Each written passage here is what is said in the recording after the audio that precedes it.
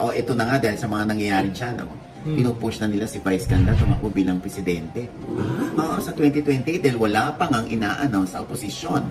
Dahil alam pa lang ng taong bayan na tatakbo ay si VP Sara. Okay, mataas siya sa survey. Kasi nga walang nagde-declare na, yes, lalaban ako. Ay, kuya, bakla yan no, yung nalaman?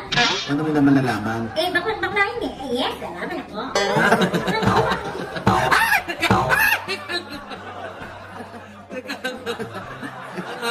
Hindi nga. Bakit? Yung bakla si Vice. Oh. Ano nga sinabi? Ay, eto nga, Nay. Kasi na-interview si Director Lab Diaz. Sabi niya ganon. Sabi. Doon sa Walang Kwentang Podcast. Basa. The nightmare is coming. It's only 2 years away, so we need to act. Gamitin natin ang pop culture. Let's use pop culture to destroy that. Sino bang pinaka-icon sa pop culture ngayon? Vice Ganda!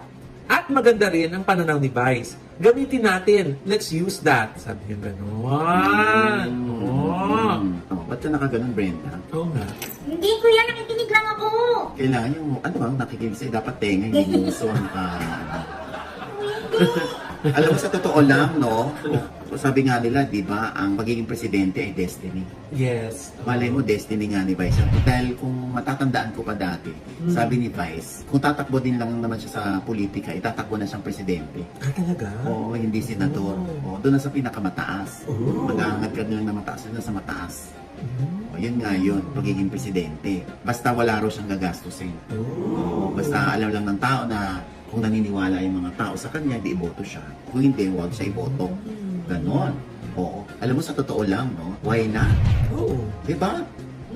Eh, kasi, syempre, ang mga tao ngayon talagang gusto nila mga palaban.